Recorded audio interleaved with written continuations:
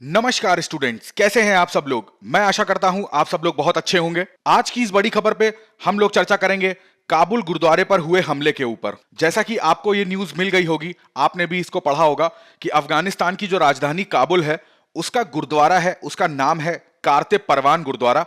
इस पर आईएस जो इस्लामिक स्टेट संगठन है उसने भीषण हमला किया है, बम ब्लास्ट हुआ है, प्लस गोलीबारी भी करी गई है। यहां पर हमारे प्रधानमंत्री नरेंद्र मोदी ने और हमारे विदेश मंत्री एस जयशंकर ने इस पूरे हमले की कड़ी निंदा करी है। जो इस्लामिक स्टेट संगठन है उन्होंने इस हमले की पूरी जिम्मेदारी ले ली है। अब देखिए, सबसे हैरान कर देने वाली बात यह है कि भाई अभी कुछ ही दिनों पहले यानी कि 2 जून की न्यूज है, आपको भी पता होगा कि पहली बार भारत सरकार की तरफ से औपचारिक रूप से कुछ इंडियन ऑफिशियल्स थे, ज्वाइंट सेक्रेटरी लेवल के अधिकारी, ये अफगानिस्तान में काबुल गए थे। ये पहली विजिट थी भारत सरकार की तरफ से, एक ऑफिशियल विजिट संयुक्त राज्य अमेरिका के अफगानिस्तान छोड़ देने के बाद से। यहां पर देखिए, ये हमारे विदेश मंत्रालय के ज्वाइंट सेक्रेटरी बैठे हुए हैं जेपी सिंह, और ये अफगानिस्तान के विदेश मंत्री हैं आमिर खान मुताकी। ठीक 2 जून को ये बैठक हो रही है और यहां पर बैठक का जो मुद्दा था, भारत और अफगानिस्तान के बीच में जो कूटनीतिक संबंधों के ऊपर बात हुई थी, यहां पर द्विपक्षीय व्यापार को लेकर यहां पर बात हुई थी, मानवीय सहायता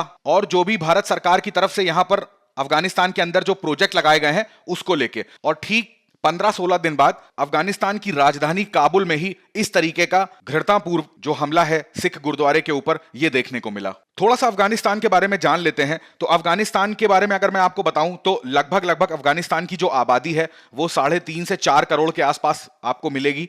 और इसमें से 99%, लगभग 99% जो अफगानिस्तान में लोग रहते हैं वो इस्लाम धर्म को फॉलो करते हैं, और 1% के आसपास जो लोग हैं वो अन्य धर्म को फॉलो करते हैं। अन्य में भी मुख्यतः जो है वो हिंदू और सिख आपको यहां पर मिलेंगे। तो जाहिर सी बात है, इनको यहां पर अल्पसंख्यक का दर्जा मिला हुआ है। अब यही जो अल्पसंख्यक हैं, ये कोई ऐसा नहीं था कि पहली बार ये दुर्घटना यहां पर हुई है। अल्पसंख्यकों को अफगानिस्तान में तालिबान के द्वारा बहुत समय पहले से ही यहां पर, अगर यहां पर बात कर लें इस्लामिक स्टेट की या तालिबान की, तो इनको परेशान किया जा रहा है। बेसिकली ये जो अल्पसंख्यक की बात मैं आपको बता रहा हूं, ये 1%, ये अगर अफगानिस्तान में इनके रहने की बात करें तो ये रहते हैं काबुल और जो जलालाबाद का इलाका है, इसी के आसपास मैक्सिमम इनकी पॉपुलेशन आपको देखने को मिलेगी। और यहां पर जो अटैक हुआ है अभी हाल ही में, वो भी कहां पर हुआ है? काबुल में। अब देखिए, ये पहली बार नहीं था जो इस टाइप का अटैक हुआ। 1988 में बात करी जाए जलालाबाद की, तो वहां पर गुरु नानक दरबार पर भी हमला करा गया था।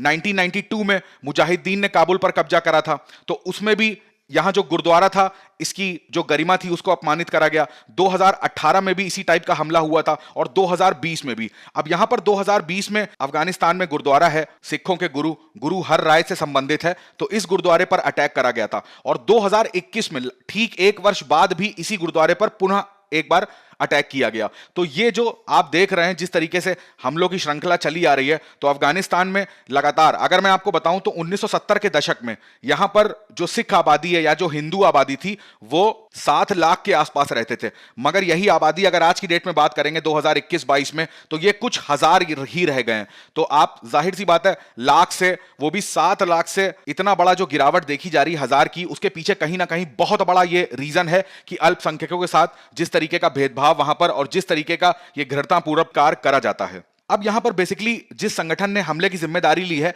वो इस्लामिक स्टेट का खुरासान संगठन है, जिसको शॉर्ट फॉर्म में आईएसके कहते हैं।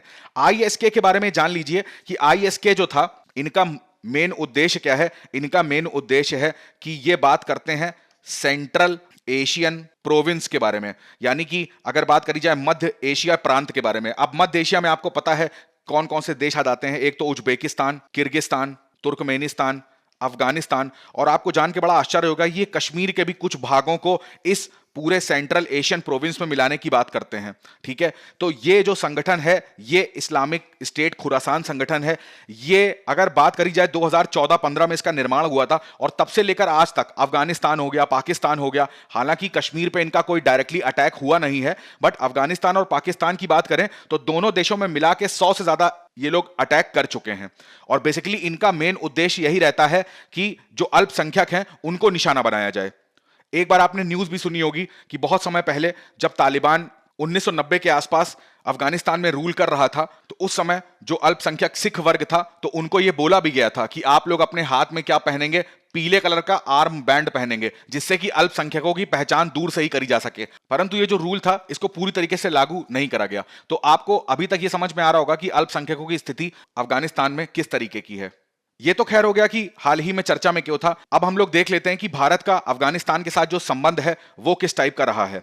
अब देखिए, यहां पर अगर हम लोग बेसिकली बात करेंगे आर्थिक संबंधों की, तो आर्थिक संबंधों में आपको ये चीज पता होनी चाहिए, ये मेंस उत्तर लेखन में आपको बहुत हेल्प करेगा। लगभग लगभग $1 बिलियन यूएस डॉलर के आसपास जो व्यापार रहता है दोनों देशों का द्विपक्षीय व्यापार, तो ये $1 बिलियन रहता है। मुख्यतः ताजे और सूखे मेवे जो होते हैं ये अफगानिस्तान भारत में निर्यात करता है। और अगर भारत की बात करें तो फार्मास्यूटिकल्स हो गए, चिकित्सा के उपकरण हो गए, कंप्यूटर हो गया, सीमेंट हो गया, चीनी हो गया, तो इस टाइप की जो भी उपयोगी वस्तुएं होती हैं वो भारत से अफगानिस्तान को निर्यात करी जाती हैं। इसके साथ साथ अगर बात करी जाए तो $3 बिलियन की बात करें तो इतना निवेश कर रखा है भारत सरकार ने अफगानिस्तान के अंदर। अभी मैं सारी निवेश आपको बताऊंगा, कौन कौन से मुख्य प्रोजेक्ट हैं अफगानिस्तान के अंदर जो भारत सरकार द्वारा बनाए गए हैं। अब अगर बात करी जाए भारत के लिए अफगानिस्तान का महत्व क्या है, जो हमने $3 बिलियन की इतनी बड़ी संपत्ति वहां पर निवेश कर रखी है, तो भारत का इसके परिप्रेक्ष्य में भारत के क्या हित हैं। तो सबसे बड़ा हित है, आपको पता होगा, जो जम्मू कश्मीर हमारा प्रांत है,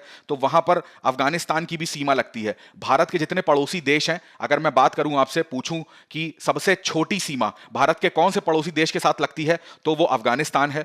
परंतु कश्मीर की जो सीमा लगती है, तो इसमें अफगानिस्तान के थ्रू जो तालिबान है या आईएस के जो संगठन है या पाकिस्तान इस सीमा का उपयोग कश्मीर में आतंकवाद के प्रसार पर ना करे, तो भारत का सबसे बड़ा हित यही रहता है कि अफगानिस्तान के साथ हमारे संबंध जो हैं वो ऐसे होने चाहिए कि भारत अफगानिस्तान की जो धरती है उसका उपयोग पाकिस्तान या और कोई भी आतंकवादी संगठन भारत के विरुद्ध उस धरती का उपयोग ना कर सके। दूसरा सबसे बड़ा भारत का महत्व है अफगानिस्तान में तापी गैस पाइपलाइन के बारे में। इसके बारे में आपने सुना होगा, तापी को लिखते हैं ऐसे, तापी में तुर्कमेनिस्तान, अफगानिस्तान, पाकिस्तान और भारत, ये 4 देश जो हैं इस गैस पाइपलाइन को बना रहे हैं। अगर बात करी जाए एशियाई विकास बैंक एडीबी द्वारा इसमें आर्थिक सहायता दी जा रही है। अब इस गैस की जो पाइपलाइन है, भारत, अफगानिस्तान और पाकिस्तान, ये तीनों देशों के लिए जो ऊर्जा आवश्यकताएं हैं इसको पूरा करने में इसकी महत्वपूर्ण भूमिका होगी। प्लस भारत के जो बिजली संयंत्र हैं, आपको भी पता होगा जिस तरीके से हाल ही के दिनों में कोयले की जितनी कमी पड़ी तो उससे विद्युत में कटौती होने लग गई। दूसरा, जो हमारे कोयला स्रोत है वो वायुमंडल में कितनी ज्यादा कार्बन डाइऑक्साइड का उत्सर्जन कर रहा है, जिससे ग्लोबल वार्मिंग के चांसेस देखे जा रहे हैं। तो भारत के बिजली संयंत्रों में भी इस गैस पाइपलाइन का बहुत बड़ा योगदान हो सकता है। ऊर्जा के क्षेत्र में भारत आत्मनिर्भर बन सकता है।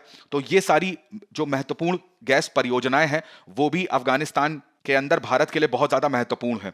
एक बात करी जाए सुनहरा अंध्रचंद्राकार की, इसका नाम आपने सुना होगा, गोल्डन क्रीसेंट।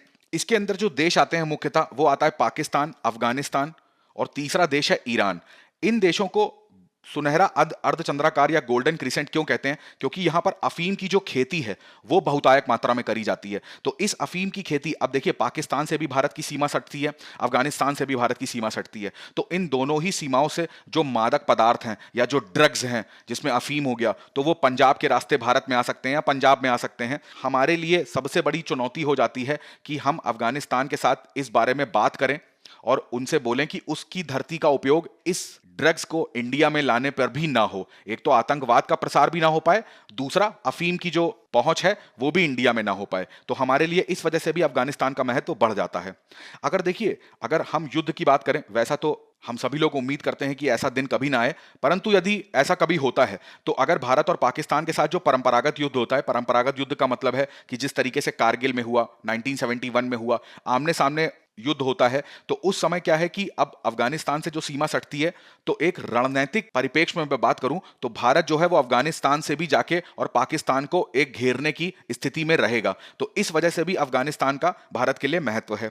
सॉफ्ट पावर की जहां पर बात करते हैं तो भारत में आपने देखा होगा आईपीएल होता है, इंडियन प्रीमियर लीग, उसमें अफगानिस्तान के राशिद खान हो गए, नबी हो गए, तो ऐसे बहुत सारे क्रिकेटर हैं जो आईपीएल में भाग लेते हैं। इसके अलावा अफगानिस्तान के साथ हमारी जो क्रिकेट की श्रृंखलाएं होती हैं, अगर भारत की मूवीज की बात कर लें, सिनेमा की बात कर लें, भारत के धारावाहिक की बात कर लें, क्रिकेट की मैंने आपको बात बताई, तो ये सारी चीजें अफगानिस्तान में भी बहुत ज्यादा पसंद करी जाती हैं। तो वहां पर भारत का जो सॉफ्ट पावर है वो ऑलरेडी जो है प्रदर्शित हो जाता है। तो इन ये सारी वजह थी, इसके अलावा भी और भी बहुत सारी वजह हो सकती हैं। आपको अगर कोई वजह लगती है तो प्लीज कमेंट करके जरूर बताइएगा। ये मैंने कुछ मुख्य मुख्य पॉइंट बताए कि अफगानिस्तान का भारत के लिए क्या महत्व है।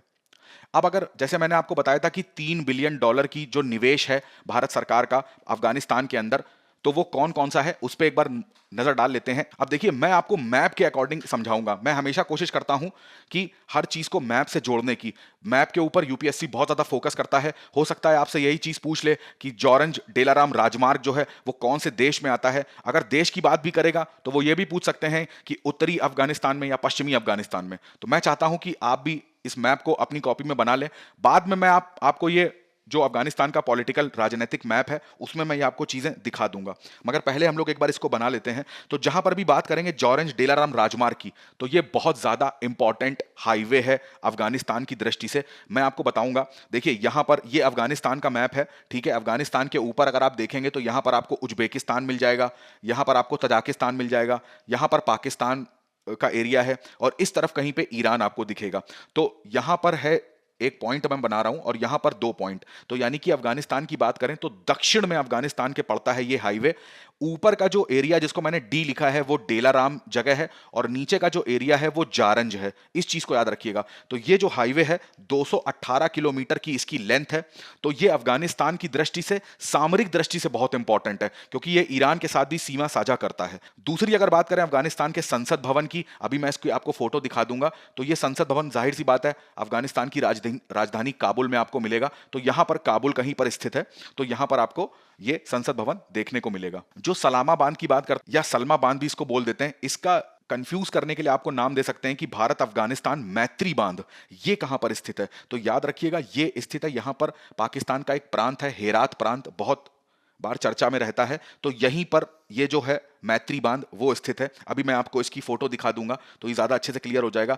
यहां पे ये भी याद रखिएगा कि हरी नामक एक नदी है, तो उसी पर यह बांध बना हुआ है। ट्रांसमिशन लाइनें की बात करें तो ये काबुल में है। बिजली की जैसे हम लोग देखते हैं हाई टेंशन लाइन बिछी होती हैं, तो ऐसा भारत सरकार ने वहां पर प्रोजेक्ट बनाया है। तो ये भी आपको काबुल में ही देखने को मिलेगा। मैं सारे एरो करके बता दे रहा हूं जिससे कि आपको कोई दिक्कत ना हो। अगर यहां पर वोल्ट की बात करें तो 220 किलो वोल्ट की ट्रांसमिशन लाइंस जो हैं ये बनाई जा रही हैं काबुल में। और बेसिकली काबुल में होगा क्या कि एक जगह है पुल ए खुमरी, इस चीज को याद रखिएगा, पुल ए खुमरी से लेकर काबुल तक इतनी ट्रांसमिशन लाइंस जो हैं वो 220 केवी की यहां पर बिछाई जाएंगी। शिक्षा और स्वास्थ्य की संरचना की बात करें तो शिक्षा के लिए एक हबीबी हाई स्कूल है, वो भी भारत की तरफ से यहां पर बनाया गया है। स्वास्थ्य की बात करें तो स्वास्थ्य के लिए यहां पर देखिए Indira Gandhi institute of child health, ये जो इंस्टीट्यूट है ये पूरी तरीके से भारत सरकार ने इसमें योगदान दिया है। हबीबिया जो हाई स्कूल है इसके ऊपर भी भारत सरकार ने योगदान दिया है। तो ये कुछ ऐसी महत्वपूर्ण परियोजनाएं हैं जो अफगानिस्तान में भारत सरकार की तरफ से बनाई गई हैं। ये देखिए, हाल ही में मैंने आपको बताया कि प्रधानमंत्री हमारे नरेंद्र मोदी थे, तो 2015 में ये अफगानिस्तान का संसद भवन है काबुल में जो मैंने आपको बताया, तो उसका उद्घाटन कर रहे हैं ये अफगानिस्तान के राष्ट्रपति अशरफ गनी है।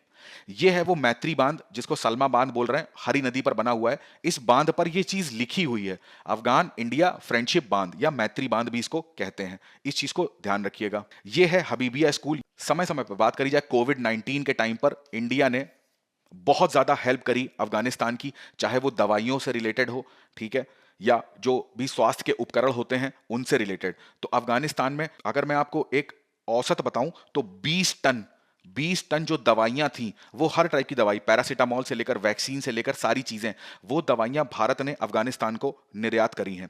अगर गेहूं की बात करें तो इनकी खाद्य सुरक्षा को ध्यान में रखते हुए 75,000 टन के आसपास का जो गेहूं है वो अफगानिस्तान को निर्यात करा गया है।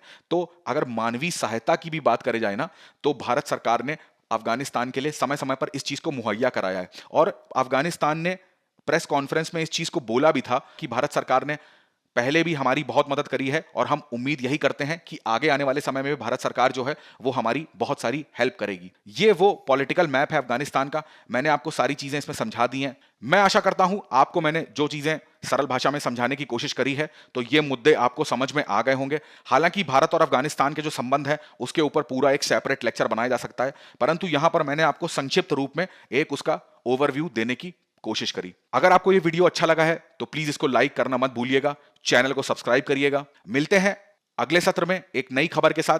तब तक अपनी पढ़ाई करते रहिए, स्वस्थ रहिए, अपने परिवार वालों का ध्यान रखिए। बहुत बहुत धन्यवाद।